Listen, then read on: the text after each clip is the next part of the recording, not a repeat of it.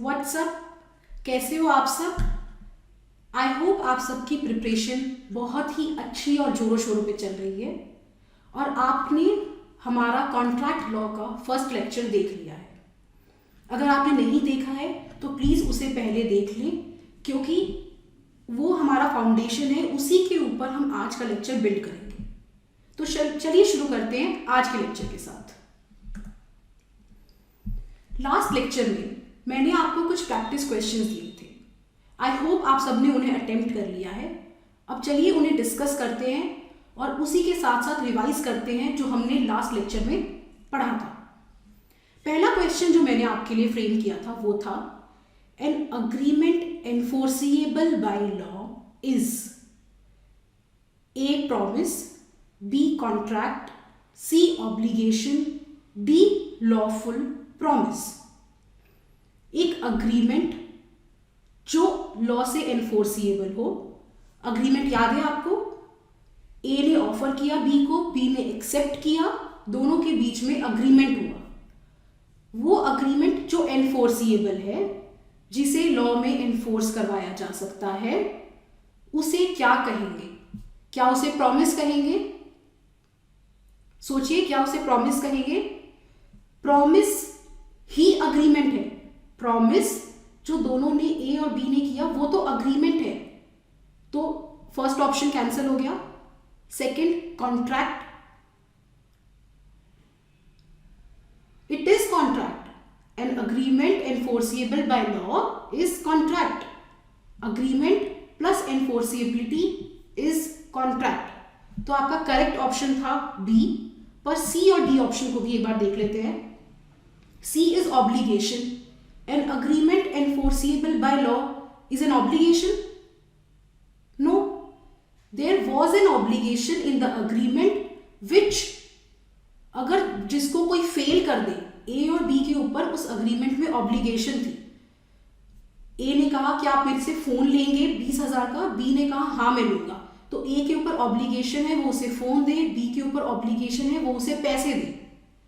ये ऑब्लिगेशन है और ये एनफोर्सिएबल है। तो ऑब्लिगेशन इज प्री रिक्विजिट, वो अग्रीमेंट में इंक्लूडेड है, अग्रीमेंट से पहले ही आ जाता है। Okay, next is lawful promise. Indeed it is a lawful promise. ये प्रॉमिस है जो लॉफुल है, लेकिन इसे कॉन्ट्रैक्ट एक्ट में हम इसे कॉन्ट्रैक्ट कहेंगे। वैसे भी इस डेफिनेशन को, मतलब इस बात को याद कर लीजिए, समझ लीजिए, agreement plus enforceability is contract. अब नेक्स्ट क्वेश्चन क्या था? An agreement not enforceable by law is, अभी हमने देखा एक अग्रीमेंट जब एनफोर्सिएबल होता है तो वो कॉन्ट्रैक्ट होता है। तो फिर एक अग्रीमेंट जब एनफोर्सिएबल नहीं होता तो उसे क्या कहते हैं?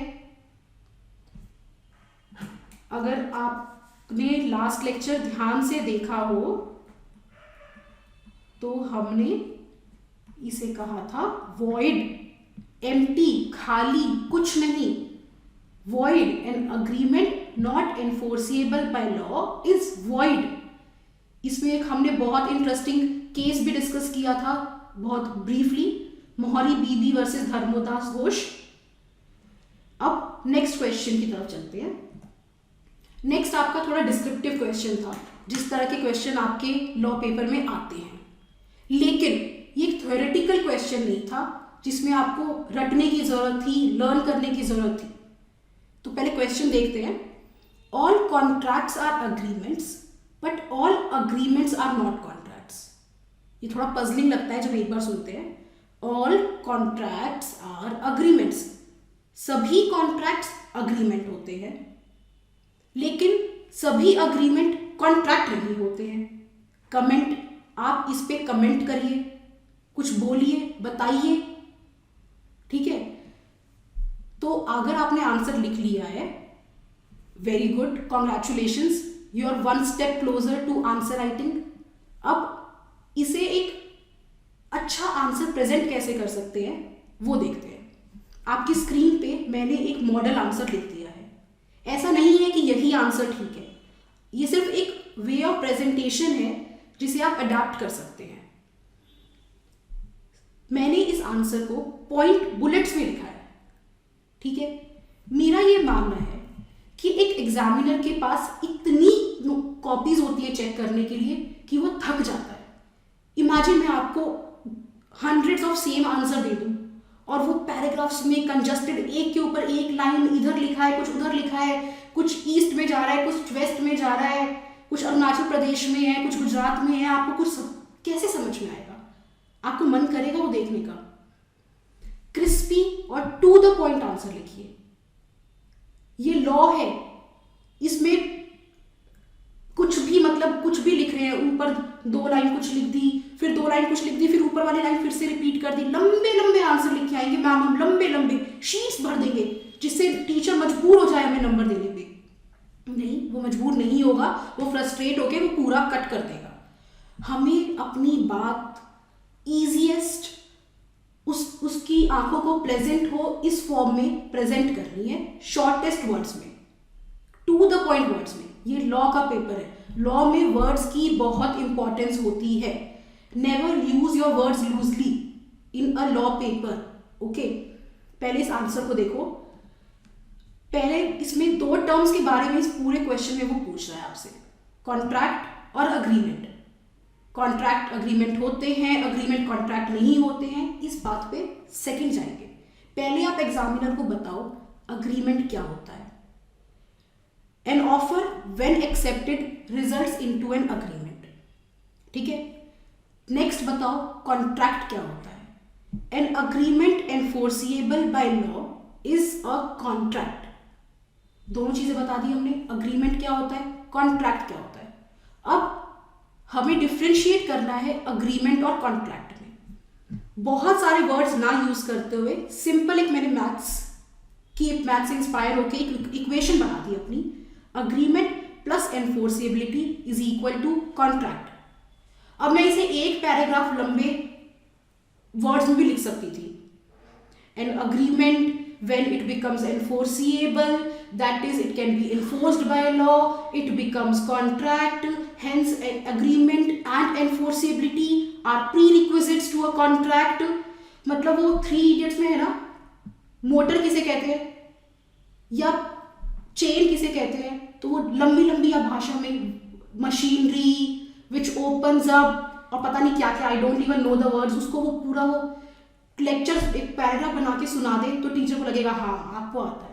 बात वही है, वो हमें अप्रोच नहीं लेनी है, वो लंबे लंबे पैराग्राफ्स टेक्स्ट बुक्स से इंस्पायर्ड ऐसा कुछ नहीं करना है।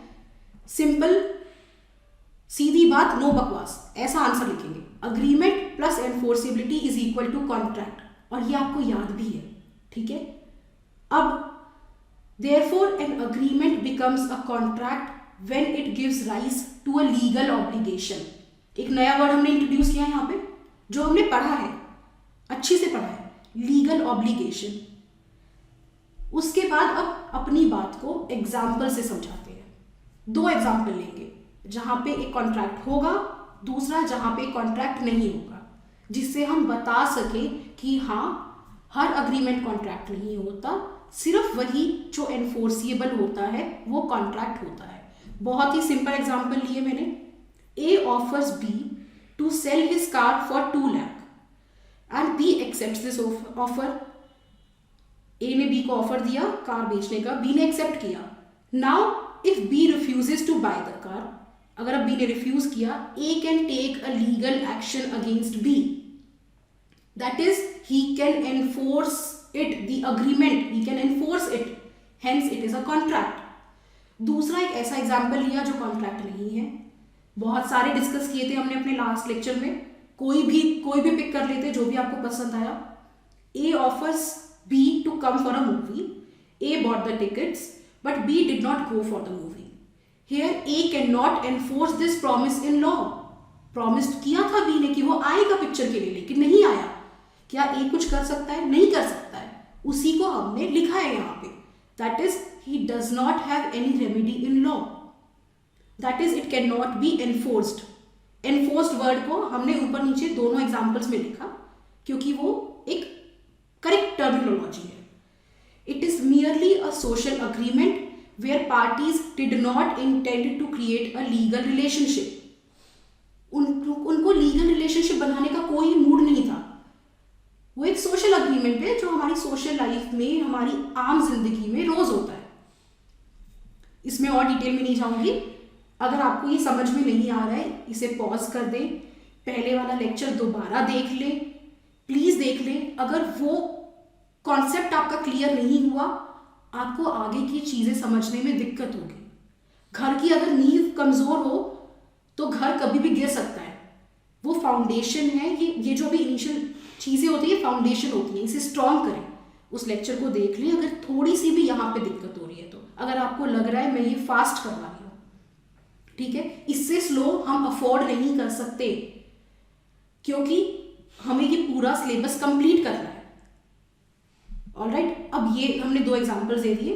अब all agreements are not contracts. Contracts are only those agreements which can be enforced by law. However, all contracts are agreements. क्योंकि agreement होगा फिर वो enforceable होगा तभी तो contract बनेगा. Agreement होगा वो enforceable होगा तभी तो contract बनेगा.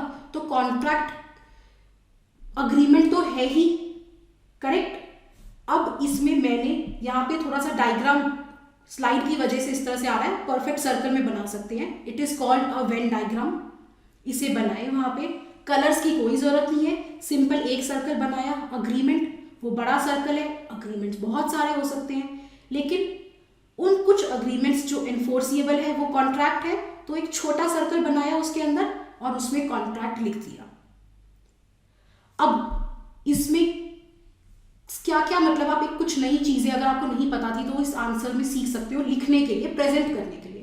पहला, ये वेन डायग्राम. जहां पे पॉसिबल हो डायग्रामेटिक रिप्रेजेंटेशन यूज करो. डायग्रामेटिक रिप्रेजेंटेशन मतलब कुछ अगर डायग्राम से बना सकते हो, कुछ एरो से बना सकते हो, इक्वेशन लिख सकते हो, जिससे अगर ये आंसर शीट आपकी वो एग्जामिनर देखता है, वो ये डायग्राम देखते ही टिक करके आपको फुल मार्क्स दे सकता है, क्योंकि उसको पता है इस बच्चे का कॉन्सेप्ट एब्सोल्युटली क्लियर है, इसमें कोई गलती हो ही नहीं सकती. आप क्यों चाहते हो, क्यों से मजबूर करना चाहते हो वो आपकी लाइंस पढ़े, उसमें गलतियां निकाले, बोर हो. इफ पॉसिबल ऐसा करो, ठीक है.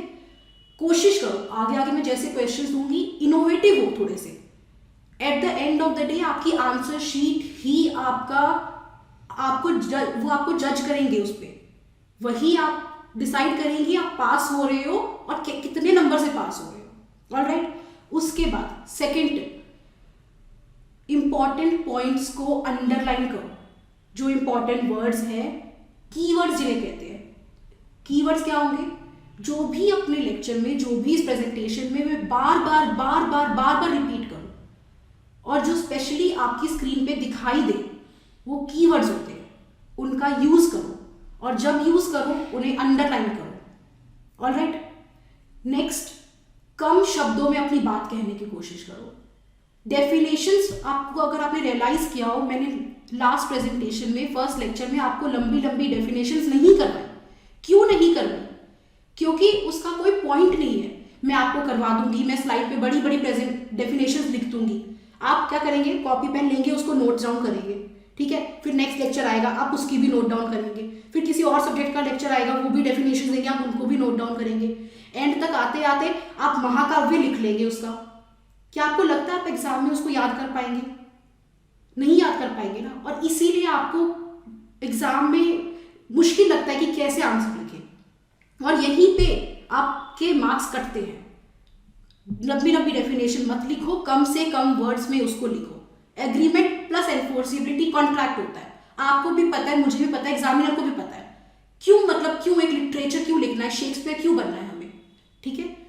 हो गई थर्ड बात. फोर्थ, ट्राई करो बुलेट्स में आंसर दे सको, पॉइंट फॉर्म में आंसर दे सको, लंबे पैराग्राफ्स मत लिखो.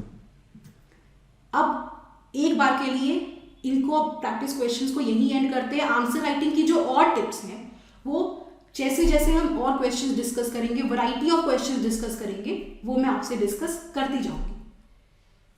अग्रीमेंट प्रॉमिस होता है जो दोनों पार्टीज करती हैं, जब वो एनफोर्सिएबल हो तो वो कॉन्ट्रैक्ट होता है। और इसके अलावा हमने वैलिड्स ऑफ एन एसेंशियल कॉन्ट्रैक्ट देखे थे, कुछ एसेंशियल्स देखे थे कि एक वैलिड कॉन्ट्रैक्ट बनाने के लिए वो होने चाहिए। मैं उन्हें अब यहाँ पर रिपीट नहीं करूँगी, पॉज करके उन्हें याद करने की कोशिश करो वन बाय वन। अब ना साथ ही साथ आप लोग अपना ब्रेन यूज करो, ब्रेनस्टॉर्मिंग करो, नोट्स लेना, लिखना, देख के लिख रहे हो इसको बंद करो। ये है ना, ये सबसे बेस्ट नोटबुक है, इसका यूज करो। जितना यूज करोगे उतना एक्सपैंड होगा। बार बार याद करो, हाँ क्या बोला था निधि मैम ने, क्या बोला था, वो क्या बोल रही थी, हाँ अच्छा ऑफर होता है, फिर अग्रीमेंट होता है, फिर वो प्रॉमिस बनता है, याद करो। ओके, और याद नहीं मतलब समझ गए हो, उसको दिमाग में सोचो उसके बारे में, तो याद अपने आप हो जाएगा। लिख लिख के रट्टा बाय हार्ट लर्न करना बिल्कुल भी नहीं करना है, बिल्कुल भी नहीं करना। अगर आपको लर्न करना पड़ रहा है तो समझ जाओ कि आपको कॉन्सेप्ट समझ में नहीं आया है। वो कॉन्सेप्ट की प्रॉब्लम है कि आपको, या तो मेरी प्रॉब्लम है, मैंने आपको अच्छे से कन्वे नहीं किया, या आपने उसे अच्छे से सुना नहीं। लर्न बिल्कुल भी नहीं करना है, करना पड़ेगा ही नहीं। ऑलराइट, अब आज के लेक्चर की तरफ बढ़ते हैं। टाइम थोड़ा कम है, बिल्कुल टू द पॉइंट बात करेंगे, लेकिन सिंपलेस्ट पॉसिबल वे में, जिससे आपको याद हो जाए। और हाँ, इससे पहले मैं शुरू करूं, मैंने आपको लास्ट लेक्चर में कोई भी सेक्शन नंबर नहीं बताया, कोई भी सेक्शन नहीं बताया। सेक्शन, किस सेक्शन में कॉन्ट्रैक्ट डिफाइंड है, किस सेक्शन में अग्रीमेंट डिफाइंड है। फॉर दैट मैटर मैं चाहती तो सेक्शन 1 से शुरू कर सकती थी। इंडियन कॉन्ट्रैक्ट एक्ट कहाँ कहाँ एप्लीकेबल होता है, यहां क्यों होता है, इंडिया का मतलब क्या होता है, बहुत कुछ मैं बता सकती थी आपको, लेकिन मैं यहां पर बैठ के आपको अपनी नॉलेज बताऊं, इससे आपका कोई बेनिफिट नहीं होगा।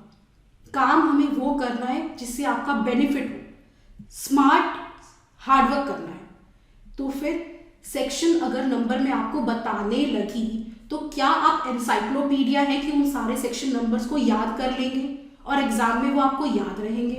75 सेक्शंस तो इसके, फिर बाकी एक्ट्स के और सेक्शंस। जस्ट इमेजिन अगर मैं आपको बताती चली जाऊं तो क्या आप वहां पे उसको लिख पाएंगे, याद रख पाएंगे? और याद रखने बैठ गए तो क्या सिलेबस कंप्लीट होगा? एंड मोस्ट इंपॉर्टेंटली, इसकी जरूरत क्या है? कुछ भी नहीं है। वो आपकी कॉन्सेप्ट की समझ जानना चाहते हैं, आपकी मेमोरी पावर नहीं चेक कर रहे वो लोग वहां बैठ के। ऑलराइट, ये मॉडल आंसर एब्सोल्युटली करेक्ट है, इसमें कोई सेक्शन नंबर की जरूरत नहीं है। अब बहुत हुआ, अब आज के लेक्चर की तरफ बढ़ते हैं। ये लास्ट लेक्चर में मैंने आपको दिखाया था कि ये जेठालाल है और ये बबीता जी है। एक बार फिर से इनको वापस ले आते हैं हमारे पिक्चर में। जेठालाल ने बबीता जी को ऑफर दिया कि क्या आप मुझसे फोन खरीदेंगी 20,000 का। ऑफर दिया तो उन्होंने एक्सेप्ट किया, हाँ मैं आपसे फोन लूंगी 20,000 का, और इससे बना अग्रीमेंट। ऑलराइट, और ये अग्रीमेंट क्योंकि एनफोर्सिएबल है इसलिए कॉन्ट्रैक्ट है। एक वापस से थोड़ा सा रिवाइज हो गया, रिकैप्चर हो गया। अब आगे बढ़ते हैं। एक list of essentials of a valid contract मैंने आपको दी थी, उसमें सबसे पहले प्रपोजल ऑब्लिक ऑफर था। ऑफर या प्रपोजल सिनोनिम्स है। इंडियन कॉन्ट्रैक्ट एक्ट अगर आप उठाएंगे तो उसमें टर्म प्रपोजल यूज है, प्रपोजल को यूज किया है, लेकिन ऑफर भी उसका सिनोनिम है। इंग्लिश लॉज में उसे ऑफर कहते हैं। इसके ये स्टार्ट करने के लिए कोई भी अग्रीमेंट और एंड में उसको कॉन्ट्रैक्ट बनाने के लिए सबसे पहली सीढ़ी जो चढ़नी पड़ेगी वो है ऑफर की, प्रपोजल की। एक बहुत ही वाहियात सा एग्जाम्पल मैंने आपको दिया था जिससे कि आपको ये याद हो जाए। एक लड़के ने बहुत ही बेकार शायरी मारी थी, क्या वो याद आ रहा है आपको? लड़के ने फूल देते हुए एक लड़की को प्रपोज किया। वो प्रपोज जब तक नहीं करेगा पिक्चर स्टार्ट कैसे होगी?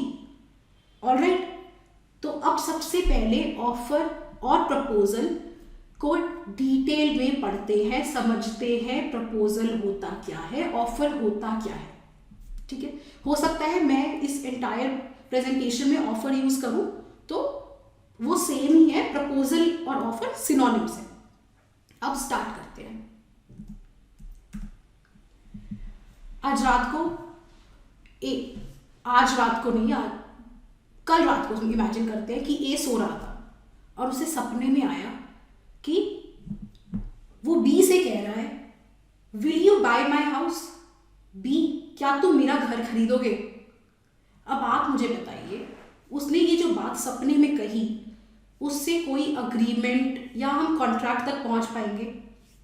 सोचिए, अगर टेलीपैथी हुई मैम, ए ने जो दिमाग में सोचा वही सपना बी को आया तो शायद पहुंच जाए, बट अगर रियलिटी में देखें तो ये पॉसिबल नहीं है।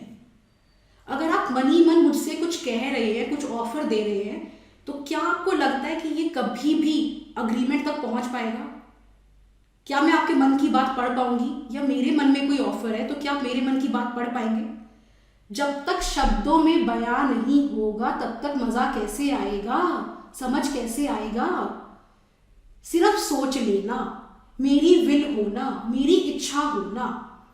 अग्रीमेंट करने के लिए मेरी इच्छा तो होनी चाहिए। इच्छा होगी तभी तो मैं आपसे कुछ कहूंगी, या आपकी इच्छा होगी आप मुझसे कुछ कहेंगे। मुझे कुछ बेचना है, मैं आपसे कहूंगी, आपको कुछ खरीदना है, आप मुझसे कहेंगे, तभी तो ये बात आगे बढ़ेगी। लेकिन सिर्फ बैठे बैठे मन में सोच लेना, क्या तुम मुझसे ये लोगे? मैं बस आंखों में ऐसे देख के सोच रही हूँ, क्या आप मुझसे ये पेन खरीदेंगे? तो क्या ये कभी भी अग्रीमेंट या कॉन्ट्रैक्ट हो पाएगा? जैसे बस आप बैठे बैठे सोच ले कि हाँ मैं सीए बन रहा हूँ, मैं बन चुका हूँ, मुझे डिग्री मिल चुकी है, बन जाएंगे? उसके लिए पढ़ना तो पड़ेगा, एग्जाम तो देना पड़ेगा। वैसे ही जब तक वो अपनी इच्छा को जाहिर नहीं करेगा कोई इंसान, तब तक तो बात आगे बढ़ेगी। तो क्योंकि उसने एक्सप्रेस नहीं किया, ये ऑफर बन नहीं पाएगा। अब सुबह उठते ही ए को रियलाइज होता है कि वो तो एक सिर्फ सपना था। सपनों पे जब तक काम नहीं करोगे वो सच कैसे होंगे? उसने फटाफट अपनी कार निकाली सॉरी, और वो बी के घर गए। और अब उसने बी को जाके कहा, चाय वगैरह हो गई, नाश्ता पानी हो गया, आराम से बैठे हैं दोनों दोस्त। अब ए बी को कह रहा है, यार मैं ना ये 2020 खत्म हो जाए उससे पहले अपना वो जो जुहू वाला मकान है ना वो बेचना चाहता हूँ। ओके, तो इससे क्या हुआ? इस स्टेटमेंट से क्या हुआ? या मैं आपसे कहूँ, वो जो मेरी सामने रेड वाली कार खड़ी है ना उसे मैं बेचना चाहती हूँ। इससे क्या एक मैं आपको करेक्ट ऑफर दे रही हूँ? करेक्ट छोड़िए, क्या मैं आपको ऑफर दे रही हूँ? क्या ए ने बी को ऑफर दिया जब उसने कहा मैं ये बेचना चाहता हूं? इसमें बी क्या कर सकता है? हाँ भाई बेच ले, देख ले प्रॉपर्टी के रेट वगैरह देख ले, बेच ले। वो इससे ज्यादा और क्या करेगा? करेक्ट। अब ए को अपनी गलती रियलाइज होती है, अरे ये तो मैंने सिर्फ एक स्टेटमेंट दे दी, मैं बेचना चाहता हूं, मैंने बी से तो पूछा ही नहीं। उसकी मर्जी के बिना कैसे होगा ये काम? उसकी मर्जी भी तो लेनी है। तो फिर ए ने बी से कहा, will you buy my house? क्या तुम मेरा घर खरीदोगे? शब्दों का चयन बहुत सही करना हमेशा लाइफ में, ऑलराइट, और कॉन्ट्रैक्ट एक्ट में, लॉ में तो स्पेशली। क्या आप मेरा घर खरीदोगे? क्या आप मेरी गाड़ी खरीदोगे? अब मैं आपसे पूछ रही हूं, तो आप मुझे जवाब दोगे हाँ या ना। मैं आपकी मर्जी जानना चाह रही हूं, ऐसे एकदम एटीट्यूड में नहीं, मुझे मेरा घर बेचना है तो सामने वाला भी एटीट्यूड में आ जाएगा तो मैं क्या करूं? ऐसे नहीं। क्या आप मेरा घर लोगे? क्या आप मेरी कार लोगे? दूसरे की मर्जी जानना, उसकी एसेंट लेना। एसेंट मतलब हामी भरवाना, हाँ करवाना उससे, उसकी एक्सेप्टेंस लेना। जेठालाल ने बबीता जी से कितनी प्यार से कहा था, बबीता जी आप मुझसे फोन लेंगी 20,000 का, क्योंकि वो उनसे उनकी मर्जी मांग रहा था। बबीता जी हाँ कर दीजिए फोन के लिए, ठीक है। अब नेक्स्ट सिचुएशन में क्या होता है, सॉरी इसी को थोड़ा सा और देखते हैं। जब वो उससे कह रहा है कि आप बी, क्या आप मुझसे मेरा घर लोगे 2 करोड़ का? अगर बी ने हाँ की तो क्या होगा? ए जाएगा अपने घर के कागज निकालेगा, एक प्रॉपर सेल अग्रीमेंट बनवाएगा, उस पे साइन करेगा, घर की चाबी बी को देगा, वो ये सारे काम करेगा, एक एक्ट करेगा, कुछ करेगा, पॉजिटिवली कुछ करेगा। करेक्ट? अभी तो वो सिर्फ बैठा है, जैसे बी हाँ करेगा उसे ये सारे काम करने होंगे और अपना घर बी को देना होगा। वैसे ही अगर आप मेरी बात मान जाते हैं तो मुझे गाड़ी के पेपर निकालने होंगे, वो आरसी आपको ट्रांसफर करनी होगी, गाड़ी की चाबी आपको पकड़ानी होगी, गाड़ी आपकी हो जाएगी। बी ने हाँ कर दी। अब ए बहुत खुश है, अरे मेरा तो रात का सपना सच हो गया, लोगों का सुबह का होता है, मेरा रात का हो गया। अब वो कहता है तू रुक, मैं फटाफट गया, वो सारे पेपर्स बनवाता हूँ, एक लॉयर से बात करता हूँ और हम लोग इस डील को फाइनल करते हैं। वो गाड़ी में निकला, वो बस बहुत खुश है, उसका थोड़ा सा ध्यान नहीं है, वो बस इमेजिन कर रहा है मैं अभी पेपर बनवा के दूंगा, अरे बहुत बढ़िया सौदा हो गया, एकदम बढ़िया डील मिल गई मुझे। इतनी देर में सामने से स्कूटर वाला आ जाता है और हो गया एक्सीडेंट। गाड़ी वाले को तो खैर ज्यादा कुछ नहीं हुआ, ए को तो कुछ नहीं हुआ, लेकिन स्कूटर वाले को चोट लग गई, वो गिर गया, उसके स्कूटर में भी थोड़ा सा डेंट पड़ गया, नुकसान हो गया। उसने गाड़ी रोकी, एक बहुत ही निहायती शरीफ इंसान है, वो भाग नहीं जाता है, ओके, वो वहां रुका, वो उतरा, उसने स्कूटर वाले को उठाया, उसके स्कूटर को उठाया, लेकिन स्कूटर वाला एकदम गुस्से में है, ये क्या कर दिया सर आपने, आप देख नहीं रहे हो, ऐसे कोई करता है क्या, मेरा कितना नुकसान कर दिया, मुझे कितनी चोट लगी है। वो कह रहा है भाई शांत हो जा, सॉरी मेरा थोड़ा ध्यान नहीं था, शांत हो जा। पर वो शांति नहीं हो रहा स्कूटर वाला, नहीं अब तो I will see you in court, अब तो आपको कोर्ट में ही देखूंगा। तुम गाड़ी वाले समझते क्या हो अपने आप को, स्कूटर वाले को उड़ा के चले जाओगे, तुम्हारी रोड है क्या, हम नहीं चलाए क्या, वगैरह वगैरह वगैरह वगैरह। वो बोले जा रहा है और एक को डर लग रहा है, अरे अब ये कोर्ट चला जाएगा, क्या करूं, बहुत परेशान है, कोर्ट के नाम से तो वैसे ही डर लग जाता है एकदम से। वो हाथ जोड़ के बोलता है सॉरी भाई साहब, गलती हो गई, मेरा बिल्कुल ध्यान नहीं था, मेरी कोई इंटेंशन नहीं थी मैं आपको चोट पहुंचाऊं, प्लीज कोर्ट जाने की बात मत करिए, आप कोर्ट मत जाइए, मैं स्कूटर को ठीक करवा दूंगा, मैं आपकी मरहम पट्टी भी करवा दूंगा, आपका फर्स्ट एड करवा दूंगा और वो सब कुछ मैं करवाऊंगा, मेरी रिस्पॉन्सिबिलिटी है, प्लीज शांत हो जाइए। आसपास वाले खड़े लोग बोलते हैं भाई साहब शांत हो जाओ ना, देखो कितनी प्यार से बोल रहा है। वो शांत हो जाता है, वो मान जाता है। इसमें ए ने क्या किया, इसमें ए ने कॉन्ट्रैक्ट से रिलेटेड क्या किया। ये एक बहुत ही आम सिचुएशन है जो हर रोज हर दिन हम अपने आसपास देखते रहते हैं। ऐसी सिचुएशंस को हो सकता है हम ऐसे सिचुएशन में कभी रहे भी हों। तो इसमें ए ने बहुत स्मार्टली, बहुत पोलाइटली एक ऑफर दिया उस स्कूटर वाले को कि आप प्लीज कोर्ट मत जाइए, उसके बदले मैं आपका स्कूटर रिपेयर करवा दूंगा और मैं आपका फर्स्ट एड भी करवा दूंगा, ठीक है। तो वो क्या कर रहा है, ए स्कूटर वाले को कोर्ट जाने से रोक रहा है ना, वो उसकी मर्जी मांग रहा है कि प्लीज ऐसा मत करिए, कोर्ट मत जाइए, मत पे ध्यान दो, मत जाइए। स्कूटर वाले का हक है कि वो जा सकता है, वो उससे कह रहा है प्लीज आप इस हक को इस्तेमाल मत करिए, आप मेरी बात मान जाइए, वो उसे रोक रहा है। मैं इन वर्ड्स पे ध्यान क्यों डलवा रही हूं, बार बार आपका एक ही लाइन बार बार रिपीट क्यों कर रही हूं, मैं आपका टाइम वेस्ट नहीं कर रही हूं, इसके पीछे एक रीजन है। देखो, जब वो बी के साथ घर पे था, ए और बी में बात हो रही थी कि क्या तू मेरा घर खरीदेगा, तो वहां पर एक पॉजिटिव एक्ट की बात हो रही थी। एक्ट दो हो सकते हैं, पॉजिटिव या नेगेटिव। पॉजिटिव मतलब कुछ करो, आप मेरे घर पे आए, मैंने आपके लिए पानी मंगवाया, चाय मंगवाई, बहुत बढ़िया नाश्ता एकदम जो आपको पसंद है वो आपके सामने टेबल पे रख दिया, ये मैंने कुछ किया पॉजिटिव।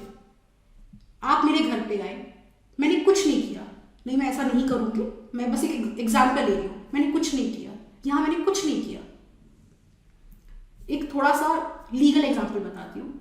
सपोज एक घर में बच्चा है और उसे माँ बाप ने खाना नहीं दिया और वो भूख से मर गया, ठीक है। अब कोर्ट में केस चल रहा है, ये बच्चा मरा तो मरा कैसे, अपने आप मरा या ये मर्डर है। माँ बाप कह रहे योर लॉर्डशिप मर्डर कैसे, हमने तो कुछ नहीं किया ना, हमने तो कुछ किया ही नहीं, हमने ना कोई वेपन उठाया, ना हमने कोई पॉइजन लिया, सॉरी पेरेंट्स का एग्जाम्पल थोड़ा गलत हो गया, कोई भी XYZ, ठीक है, वो है और उसके घर में कोई इंसान है और वो ऐसा करता है, तो क्या क्या मतलब है, उन्होंने कुछ नहीं किया, तो कुछ नहीं करना मतलब वो एक्ट नहीं होता क्या। कोर्ट कहती है सुनिए ऐसा है, आपका कुछ ना करना भी बहुत कुछ करना था, वो भूख से मर गया, आपने उसे खाना नहीं दिया, तो ये मत कहिए कि हमने कुछ नहीं किया, कुछ ना करना भी बहुत कुछ करना होता है। अब वापस अपने कॉन्टैक्ट पे आइए, कुछ करना जो हम आम भाषा में जिसको बोलते हैं कुछ करा, घर बेचा, गाड़ी बेची वगैरह वगैरह, ये तो सबको समझ में आता है, वो हुआ कुछ positive act. Not do something या एब्सटेनेंस फ्रॉम डूइंग समथिंग, अगर आपके एग्जाम में वर्ड आ जाए एब्सटीनेंस, फॉरबियरेंस, रोकना, नहीं करना,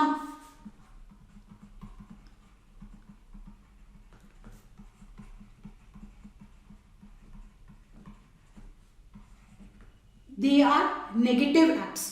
जैसे वो स्कूटर वाले को कह रहा है कोर्ट मत जाइए, वो उसकी इस बात के लिए मर्जी मांग रहा है कि आप कोर्ट मत जाइए, ये एक्ट मत करिए, प्लीज इस एक्ट को मत करिए, ऑलराइट।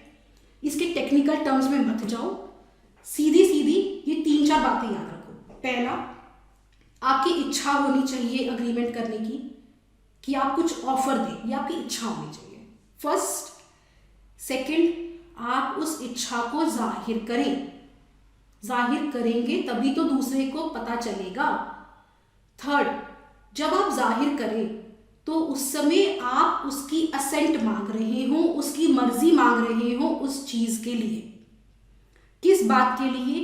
या तो कोई पॉजिटिव एक्ट कर दो, घर बेच लो, घर खरीद लो, गाड़ी वगैरह वगैरह, या कुछ ना करो, प्लीज कोर्ट मत जाओ, एटसेट्रा एटसेट्रा, ऑलराइट। इसे इस डायग्राम से समझो। फर्स्ट, विलिंगनेस होनी चाहिए। सेकंड, सिग्निफाई करना, मतलब वो बताए। थर्ड, टू डू समथिंग, कुछ करने के लिए। और not to do something, court मत जाइए, नॉट टू डू समथिंग, नहीं करने के लिए। और इस सब में he must be asking for the assent, उसकी रजामंदी of the other party, alright. ये है ऑफर। इसकी डेफिनेशन कॉन्ट्रैक्ट एक्ट में पढ़ेंगे तो थोड़ा सा पजलिंग है, एकदम से समझ में नहीं आएगी, इसलिए उस डेफिनेशन को भूल जाओ, जो कॉन्सेप्ट मैं आपको समझा रही हूं उसे याद रखो। एक बार फिर से रिपीट कर देती हूं, नया कॉन्सेप्ट है। A person must be willing, उसकी इच्छा होनी चाहिए, to seek assent of the other person, वो दूसरे की मर्जी जाने, उसे सिग्निफाई करे, टू डू समथिंग, कुछ करने के लिए, और to not do something, alright. अब आगे चलते हैं। ये राखी सावंत है, बहुत ही फेमस है। अब इनका स्वयंवर हो रहा है, राखी सावंत का स्वयंवर है। उन्होंने 10 लोगों को इनविटेशन कार्ड भेजा, प्लीज मेरे स्वयंवर में आइए, ठीक है। अब वो 10 लोग उनके स्वयंवर में गए।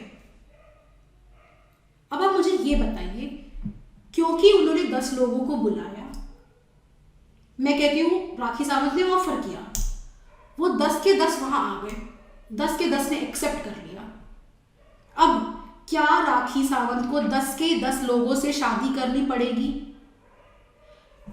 ये सब छोड़ दीजिए, मैं तो जाऊंगा ही नहीं, मुझे करनी ही नहीं है, ठीक है। अभी के लिए ये समझते हैं, उन्होंने बुलाया, आप चले गए, और आप 10 फ्रेंड्स हैं, 10 के 10 चले गए वहां पे। उन्होंने आपको बुलाया, ऑफर दिया, आइए, आपने 10 के 10 ने एक्सेप्ट किया और आप चले गए। अब क्या राखी सावंत मजबूरन 10 के 10 से शादी करेंगी क्या? या वो छोड़ो 5 से करेंगी, या वो भी छोड़ो 1 से करेंगी? व्हाट इफ वो किसी से भी ना करें, तो क्या होगा? इसको कॉन्ट्रैक्ट में समझते हैं। ये बहुत ही क्रूड और रॉ एग्जाम्पल था, सिर्फ अपनी बात शुरू करने के लिए मैंने दिया था, ठीक है। इसको कॉन्ट्रैक्ट में ये बिल्कुल भी वैलिड चीज ही नहीं है। अब अपनी कॉन्ट्रैक्ट की भाषा में इसको समझते हैं कि ऐसी ऐसी सिचुएशंस में क्या होता है जो हम कहीं ना कहीं कभी ना कभी एक्सपीरियंस करते हैं। एक ऑक्शन का एडवर्टाइजमेंट निकला है। अब उस ऑक्शन के लिए जिसने वो एडवर्टाइजमेंट देखा और जो इंटरेस्टेड था वो वहां गया। अब वहां पहुंच के वो सब बोल रहे हैं, एक पेंटिंग का, एक बहुत ही बड़े पिकासो की कोई पेंटिंग है, उसका एक ऑक्शन है। अब वो 10 के 10 वहां पहुंच गए। Art lovers, die hard art lovers, उनको वो पेंटिंग चाहिए ही चाहिए, किसी भी कीमत पे चाहिए। वो वहां पहुंचे और वो बोल रहे हैं, दो, आपने ऑफर निकाला था ना, आपने ऑफर दिया था, आइए पेंटिंग के लिए, ऑक्शन के लिए हम आ गए, अब दे दो। वहां पे बिडिंग स्टार्ट हो गई। बिड कर रहा है, एक बिड कर रहा है 10 लाख रुपए, दूसरा बिड कर रहा है 20 लाख रुपए, तीसरा बिड कर रहा है 30 लाख रुपए, अगला वाला तो करोड़ में चला गया। भाई पिकासो की पेंटिंग है, उनको चाहिए। तो फिर वो अब कह रहा है, नहीं मैं नहीं दे रहा, मेरी पेंटिंग की कीमत तो 5 करोड़ है, दोगे? वो कह रहे हैं, नहीं हम तो नहीं दे सकते। लेकिन आप, हाईएस्ट बिडर कह रहा है, नहीं आप एक्सेप्ट करो, आप एक्सेप्ट करो क्योंकि आपने ऑफर दिया था। क्या होगा ऐसी सिचुएशन में? आराम से मैं इसको एक्सप्लेन करूंगी, अभी आप सोचिए कि इस पे क्या होगा। एक और सिचुएशन देखते हैं। मोदी गवर्नमेंट का ड्रीम प्रोजेक्ट, अयोध्या मंदिर का निर्माण हो रहा है, अयोध्या मंदिर कंस्ट्रक्ट हो रहा है। योगी सरकार ने बड़े बड़े टेंडर्स के एडवर्टाइजमेंट निकाले कंस्ट्रक्शन के लिए। इसके आओ अयोध्या का टेंपल बनाओ। बड़े बड़े बिल्डर्स ने, कंस्ट्रक्शन हाउसेस ने उस टेंडर को फिल किया। जब कंस्ट्रक्शन हाउस ने टेंडर को फिल किया तो क्या वो एक कॉन्ट्रैक्ट हो गया? क्या योगी गवर्नमेंट का उस पेपर में एडवर्टाइजमेंट देना एक ऑफर था, जिसे जैसे ही कंस्ट्रक्टर ने टेंडर का लेटर लिखा, टेंडर भरा, तो वो एक्सेप्ट हो गया? क्या ऐसा हुआ? चलिए देखते हैं। An advertisement of auction, an advertisement calling for tender, ये ऑफर नहीं होते, इन्हें क्या कहते हैं? Invitation to offer. अरे मैम अभी तो ऑफर पड़ा था, अब ये इन्विटेशन टू ऑफर कहां से आ गया? देखो, हमने पहले समझा ऑफर क्या होता है। ऑफर होता है जब आपकी इच्छा होती है, आप उसे जाहिर करते हो दूसरे की मर्जी जानने के लिए, ये तो होता है ऑफर। करेक्ट है? ऑफर होगा तो एक्सेप्ट होगा, और एक्सेप्ट होते ही वो एक बाइंडिंग प्रॉमिस बन जाएगा। लेकिन कुछ सिचुएशंस ऐसी होती हैं, जैसे इस ऑक्शन की ऐड देना या टेंडर के लिए न्यूज़पेपर में ऐड देना, वो ऑफर नहीं होते, उसमें ऑफर मंगवाए जाते हैं। आप ऑफर दीजिए, हम उसमें एक्सेप्ट करेंगे जो हमें ठीक लगेगा, नहीं ठीक लगेगा तो नहीं एक्सेप्ट करेंगे। ऑफर है ना, हमारी मर्जी। जब ऑक्शन के लिए बिडिंग हो रही थी तो उस ऑक्शनर की मर्जी थी कि वो उस बिड पे दे या ना दे। एक एक बिड करने वाला अपना ऑफर दे रहा था। 10 lakh first offer, 20 lakh second offer, 50 lakh third offer, 1 crore fourth offer. अब उसकी मर्जी है वो कौन सा ऑफर एक्सेप्ट करे, और नहीं पसंद आया तो कोई भी ऑफर एक्सेप्ट ना करे। वैसे ही जब अयोध्या मंदिर के लिए टेंडर्स मंगवाए गए, जब वो भरे तो जो सारे टेंडर्स खुले ना, तो वो ऑफर्स थे। अब गवर्नमेंट डिसाइड करेगी किसका ऑफर हमें एक्सेप्ट करना है, किसको हमें ये टेंडर देना है। थोड़ा सा इसे और समझते हैं, नया कॉन्सेप्ट है, थोड़ा सा टाइम लगेगा, बेयर विद मी, समझ में आ जाएगा। एक बहुत ही शानदार प्रॉपर्टी है, ठीक है। अभी जो स्लाइड पे लिखा है उसे ना पढ़ें, पहले मेरी बात सुनें। एक बहुत ही शानदार प्रॉपर्टी है, उसे बम्पर हॉल पेंट के नाम से फेमस है। वो प्रॉपर्टी है फेसी की। हार्वी की उस प्रॉपर्टी पे बहुत टाइम से नजर है, इच्छा है कि वो प्रॉपर्टी मेरी हो। हार्वी हिम्मत जुटाता है, एक लेटर लेता है, उस पे लिखता है जो आपकी स्क्रीन पे फर्स्ट लाइन दिख रही है, will you sell us Bumper Hall Pen, क्या आप हमें बम्पर हॉल पेन मतलब वो प्रॉपर्टी बेचेंगे। टेलीग्राफ, ये काफी पुराना केस है, उस समय टेलीग्राफ होते थे। Telegraph lowest cash price, telegraph करो हमें लोएस्ट कैश प्राइस इस प्रॉपर्टी का जितना है। ये उसने ऐसा एक लेटर उसको लिख के भेजा फेसी को। फेसी का जवाब आया lowest price for Bumper Hall Pen 900 pounds, lowest price for Bumper Hall Pen 900 pounds. इस लेटर के रिप्लाई में हार्वी ने लिखा वी अग्री, हमें मंजूर है। पहले हार्वी ने पूछा will you sell us Bumper Hall Pen, उसका लोएस्ट प्राइस बता दो। फेसी ने लिखा लोएस्ट प्राइस तो इतना है। वो हार्वी को बिल्कुल एक बेस्ट डील लगी। हार्वी ने फटाफट जवाब दिया वी अग्री। अब जब हार्वी उसके पास गया, दे दो भाई, पैसे लेके गया, बड़े बड़े बैग्स में भर के इतना सारा पैसा लेके गया, दे दो बस, जल्दी से दे दो मुझे, बस ये प्रॉपर्टी चाहिए मुझे। फेसी ने कहा अरे ना जान ना पहचान, मैं तेरा मेहमान, कब डील हुई है, मैंने कब कहा मैं आपको प्रॉपर्टी दूंगा। अरे आपने पैसे बताए थे, मैंने अग्री किया, आपने मुझे ऑफर दिया था ना, मैंने अग्री किया, मैं अभी भी कॉन्ट्रैक्ट लॉ पढ़ के आया हूं, देखो दिखाओ उसका फर्स्ट लेक्चर, नहीं तो फिर बस ये अग्रीमेंट हो गया, अब पीछे हटे तो कोर्ट में जाएंगे। वो कह रहा है अरे यार मैंने अग्री किया ही नहीं, कब ऑफर दिया तूने मुझे। ये बात पहुंची कोर्ट में। अब देखिए कोर्ट ने क्या कहा। वो हार्वी के लेटर पे ध्यान दीजिए, वहां पर 2 लाइन्स हैं। पहली will you sell us Bumper Hall Pen, क्या आप हमें बम्पर हॉल पेन बेचेंगे, फर्स्ट। सेकेंड लाइन है टेलीग्राफ लोएस्ट कैश प्राइस। पहली लाइन में तो वो पूछ रहा है क्या आप हमें बम्पर हॉल पेन बेचेंगे, उसका प्राइस बता दीजिए। तो करेक्ट ऑफर दे रहा है, ऑफर के एसेंशियल्स पूरे कर रहा है ना, वो विलिंग भी है खरीदने के, असेंट भी मांग रहा है, पॉजिटिवली उससे पूछ रहा है कि आप वो देंगे हमें, ये बात बिल्कुल ठीक है। अब जवाब में क्या आया, lowest price for Bumper Hall Pen इतना है। क्या फेसी ने फर्स्ट क्वेश्चन का विल यू सेल का जवाब दिया था? ध्यान से देखिए क्या उसने जवाब दिया था, उसने सिर्फ सेकंड पार्ट का जवाब दिया, हमें लोएस्ट प्राइस बता दो, उसने बता दिया।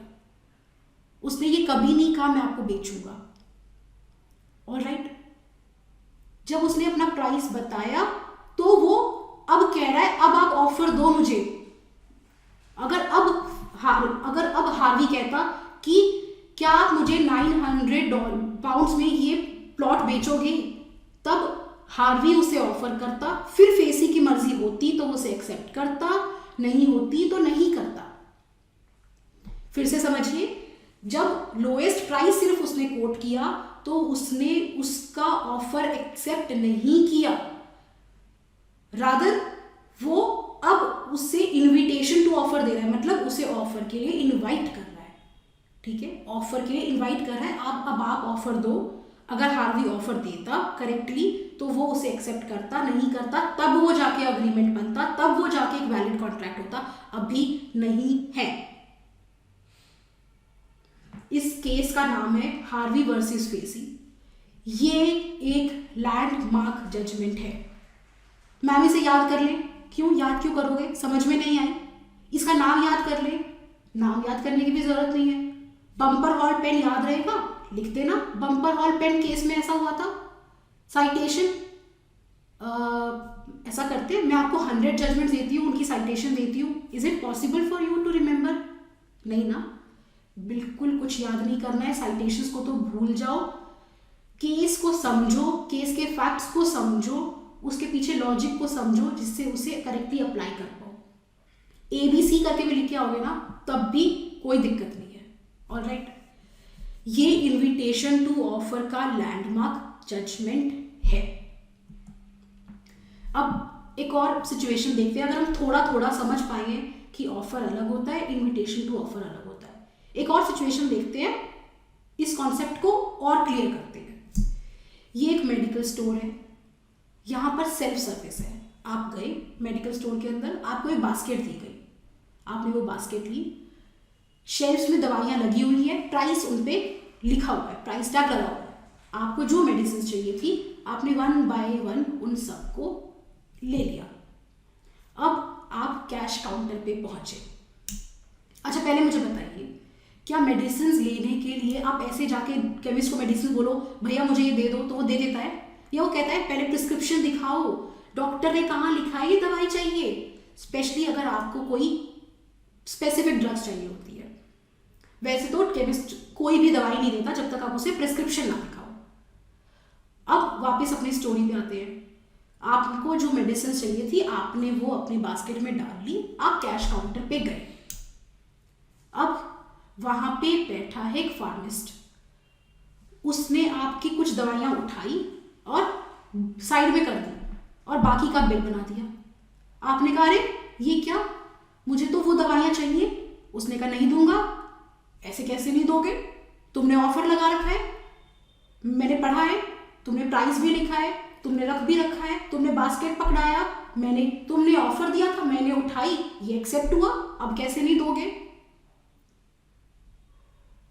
क्या ये ऑफर था? क्या जैसे ही दवाई आपने उठाई वो एक्सेप्ट हुआ? दवाई देने के लिए उसे आपका प्रिस्क्रिप्शन देखना था। उस फार्मिस्ट ने देखा इन दवाइयों के लिए आपके पास प्रिस्क्रिप्शन नहीं है, उसने साइड में रख दी। उसने कुछ भी गलत नहीं किया, वो बिल्कुल करेक्ट था, वो ऑफर नहीं था। वो जो दवाइयाँ शेल्फ्स में लगी थी वो ऑफर नहीं था। तो ऑफर कब हुआ? ऑफर क्या था? जब आपने दवाइयाँ उठाई, वो बास्केट लेके आप कैश काउंटर पे पहुंचे, तब वो ऑफर हुआ। थोड़ा सा ध्यान से समझिए। जब आपने दवाइयाँ शेल्फ में से पिक कर ली अपनी पसंद की तो नहीं, खैर जिसकी आपको जरूरत थी, जब वो दवाइयाँ आपने ले ली, आप कैश काउंटर पे पहुंचे, आपने कहा ये दवाइयाँ मुझे दे दीजिए, जो प्राइस आपने लगा रखा है टैग्स उन पे, तब वो ऑफर था जिसे अब कैश काउंटर पे बैठा हुआ इंसान अग्री करेगा या नहीं करेगा। और उसने अग्री नहीं किया क्योंकि उसे लगा मैं दूसरी लॉ की रिक्वायरमेंट्स फुलफिल नहीं कर रहा, मैं ये ड्रग्स बिना प्रिस्क्रिप्शन के नहीं दे सकता, तो उसने आपको नहीं दी। करेक्ट? तो जब वो शेल्फ में लगी हुई थी तो वो इनविटेशन टू ऑफर था। अच्छा, आप एयरपोर्ट पे हैं, वहां एक वेंडिंग मशीन लगी हुई है, वेंडिंग मशीन जिसमें सामान रखा होता है, आपको उसमें से एक चिप्स का आइटम चिप्स पसंद आ गए, आपने अपने पैसे उसमें डाले, प्रेस किया और वो चिप्स निकल के आ गए। तो फिर ये क्या हुआ? जो वो उस मशीन में आइटम्स रखी थी, वो इनविटेशन टू ऑफर थी या ऑफर थी? टर्म्स पे मत जाओ, थोड़ा सा ध्यान से सोचो। वो इनविटेशन टू ऑफर थी मतलब पैसे दोगे तो वो देनी पड़ेगी। आपने पैसे डाले, उसने वो आइटम आपको दे दी, वो ऑफर था, आपने एक्सेप्ट कर लिया।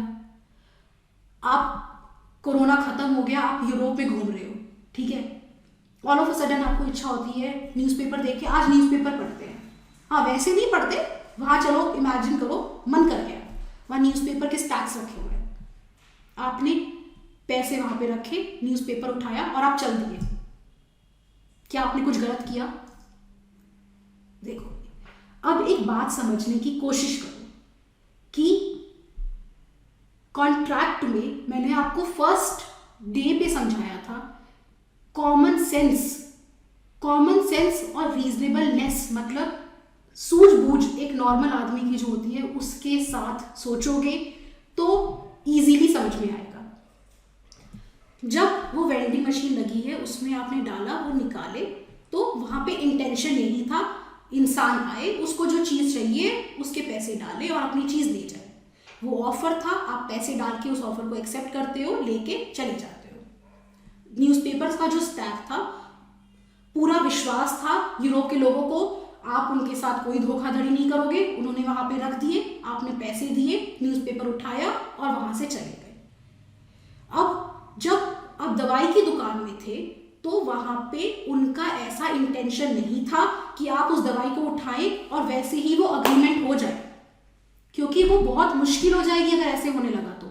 आप मॉल में शॉपिंग करने गए, वहां पे बहुत सारे रैक्स में कपड़े लगे हुए हैं, ठीक है, आपने ट्राई किए, कुछ आपको पसंद आए, कुछ आपको नहीं आए, कुछ के आपने प्राइस देखे, कुछ छोड़ दिए, कुछ ले लिए, लेके अपने बैग्स जो उन्होंने रखे थे उसमें डाल दिया, हो गया ऑफर एक्सेप्ट?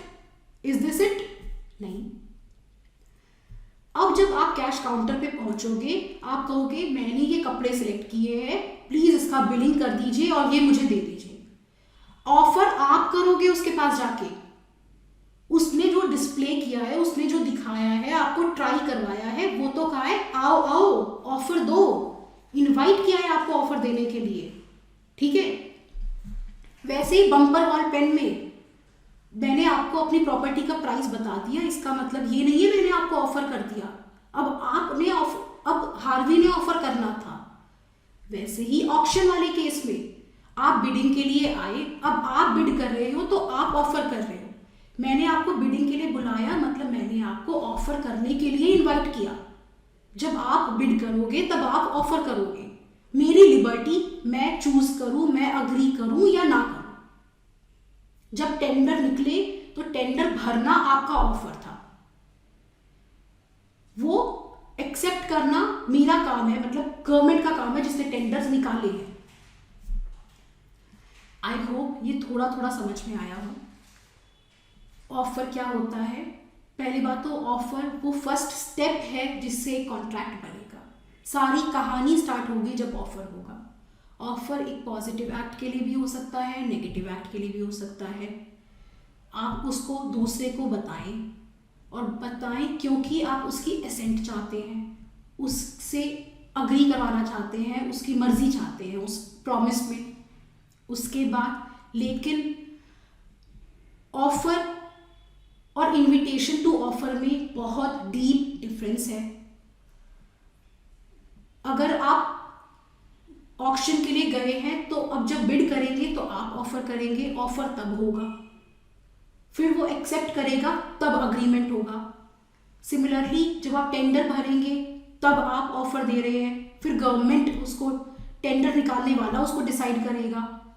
सिमिलरली जब वो what was the name, Bumper Hall Pen वाले केस में भी ऐसा ही था, अब इस फार्मासिस्ट वाली केस में भी ऐसा ही था। हाँ, ये फार्मासिस्ट वाला भी एक बहुत ही अच्छा, इम्पॉर्टेंट और काफ़ी सेलिब्रेटेड केस है। इसका नाम मैंने जानबूझ के नहीं लिखा है क्योंकि ऐसे अगर मैं आपको नाम देने लगी तो बहुत लंबी लिस्ट हो जाएगी।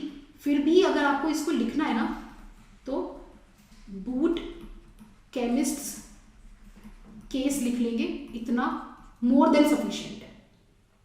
ऑल राइट, आई होप आप सबको समझ में आया हो जो अभी तक मैंने बताया, ऑफर क्या होता है और ऑफर और इनविटेशन टू ऑफर में क्या डिफरेंस होता है।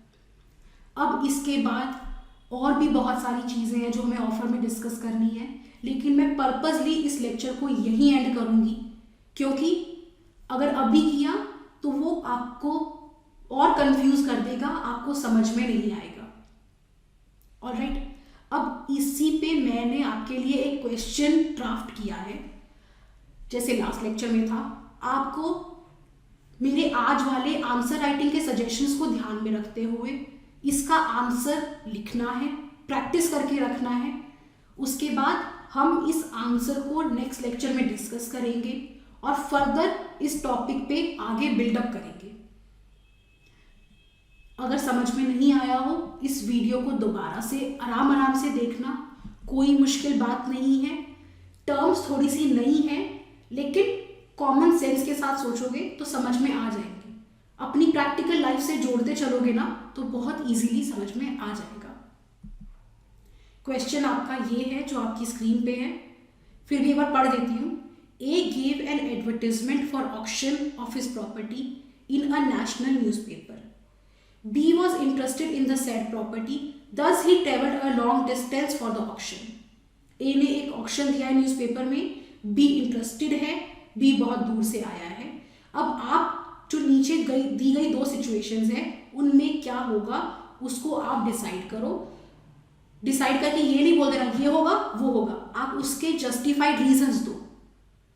आप इस सिचुएशन में जज हो, एक जज की तरह सोचो क्या करोगे आप। इसमें जस्टिस करना है आपको, लॉजिक से सोचना है आपको, एक रीजनेबलनेस से सोचना है आपको, जो मैंने आपको पहले कहा था कॉन्ट्रैक्ट में जो जरूरी है। पहली सिचुएशन, ऑन अराइवल ही found that auction was cancelled. वो पहुंचा, उसने देखा ऑक्शन कैंसिल हो चुका है। B suit for cancellation of the auction. मैं आया और ये कैंसिल, क्या होगा? वो ऑक्शन पे आया, वहां पे बिड्स लग रही थी, उसने हाईएस्ट बिड लगाई, फिर भी ऑक्शनर नहीं माना। अब क्या होगा? आपको ये दोनों सिचुएशन में सोचना है, डिसाइड करना है, इसके रीजंस लिखने हैं।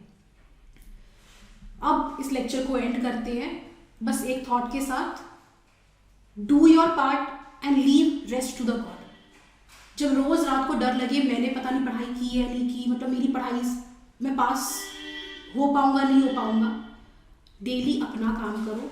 आपने पढ़ाई कर ली, आप स्टूडेंट हो, आपका काम है पढ़ाई करना। आपने पढ़ाई कर ली, मन से कर ली, 100% डेडिकेशन से कर दी। रात को जिस भी गॉड को, फेथ को, सुपर पावर को आप मानते हो उनको याद करो, उन पे सब छोड़ दो, सो जाओ, नेक्स्ट डे उठो, फिर से पढ़ाई करो। All right, keep doing this and सब कुछ ठीक हो जाएगा। डरना छोड़ दो, बहुत इजीली ये क्रैक हो जाएगा। बस आपको डेली थोड़ा थोड़ा थोड़ा थोड़ा करते जाना है। All the best, thank you and have a good day.